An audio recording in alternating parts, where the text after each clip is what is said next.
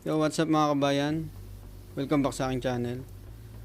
Bali, ang susunod kong i-share na video ay kung paano buksan yung AppShare account pag nakalimutan nyo po yung password nyo. Ito kasi bira naman natin itong buksan. Pag meron lang po tayong mga aasikasuhin, saka lang natin siya nabubuksan. Ito katulad po na ito, nakalimutan ko po yung ginamit kong username at password dito sa AppShare, kaya i-retrieve po natin. Pag nasa AppShare na po kayo, yan, enter nyo lang dyan yung ikama nyo,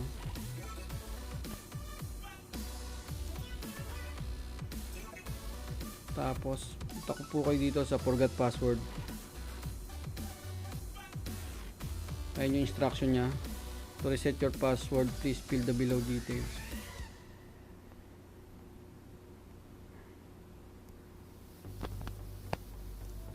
Kama number, tas mobile number. Yung mobile number na ginamit nyo rin po dati na nag-registered kayo, kasi doon po yan magsisend ng code tas enter nyo lang yung image dyan.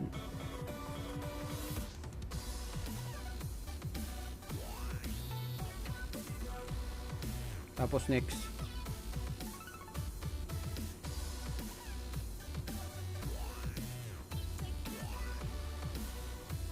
Ayan, meron pong security validation.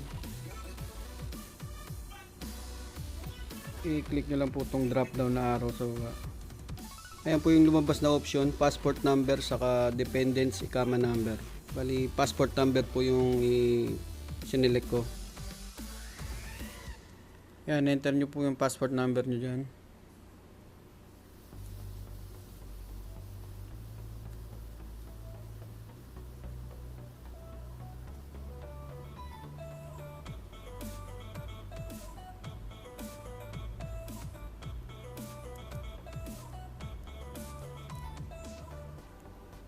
Pag okay na, next nyo na ulit.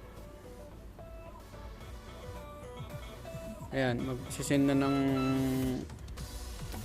activation code. Enter nyo lang dyan.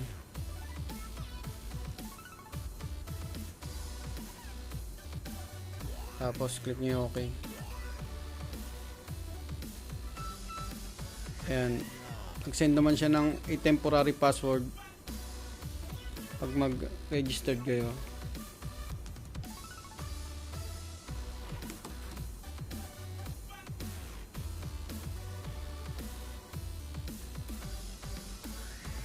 Yung sinend na password, yun po yung gagamitin nyo pag mag-login kayo. Login po tayo.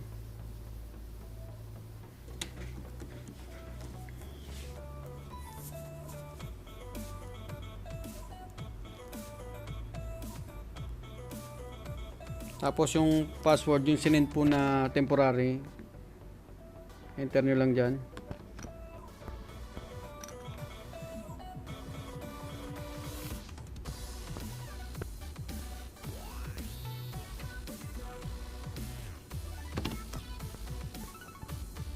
Tapos yan, yung image code lagi nyo pong i-enter yan.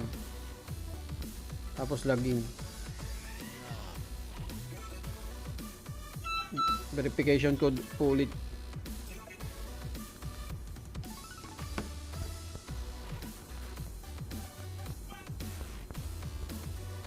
Tapos login. Ayan, nabuksan na po natin yung AppShare. Ayan po siya.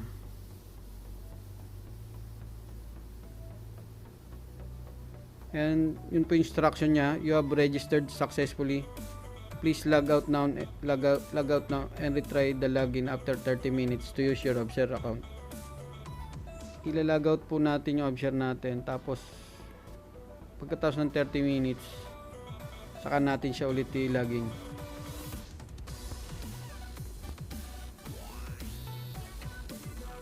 Login po ulit tayo sa AppShare pagkatapos ng 30 minutes. Ito. Click natin tong English.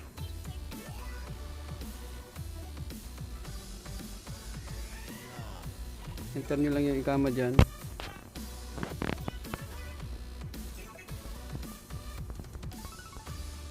Tapos yung temporary password na binigay po sa inyo.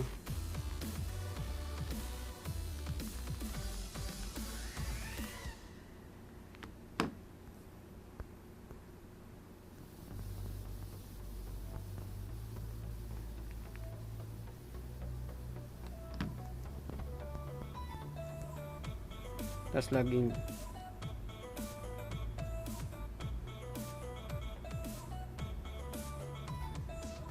Ulitin natin.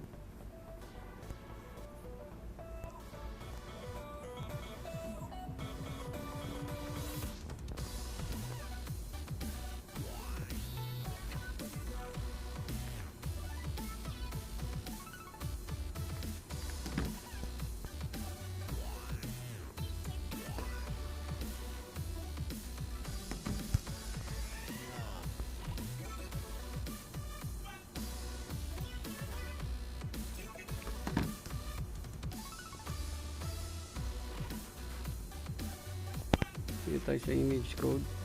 Enter po ulit natin yan. Lagi po natin i-enter yung image code. Tapos click nyo po yung login.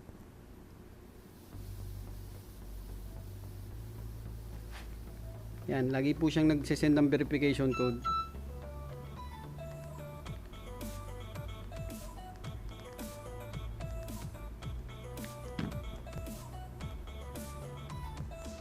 Para po sa security ng account nyo.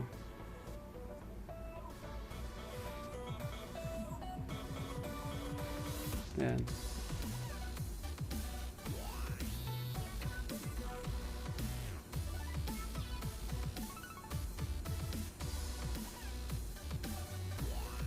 Bali, magsiset na po tayo ng pinaka username natin. Ayan, account creation. Yan po, pag nakompleto nyo na po yung details information, click nyo lang yung OK.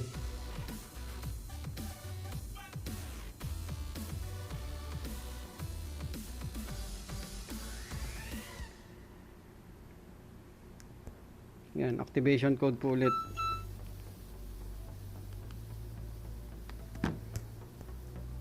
I-enter nyo lang po dyan.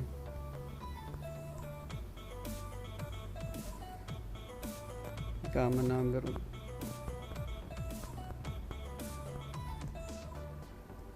Tapos okay. Yan. Okay na po na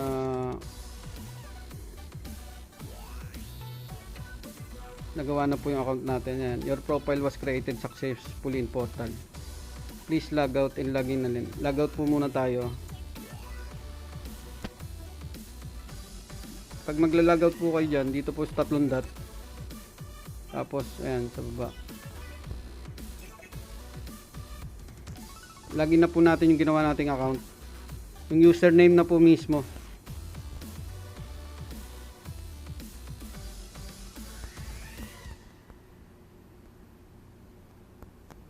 Ayan po yung ginawa ko.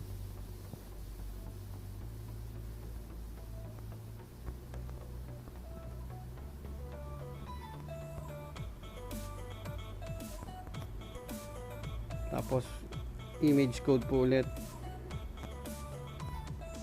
Tapos login. Tapos verification code po ulit.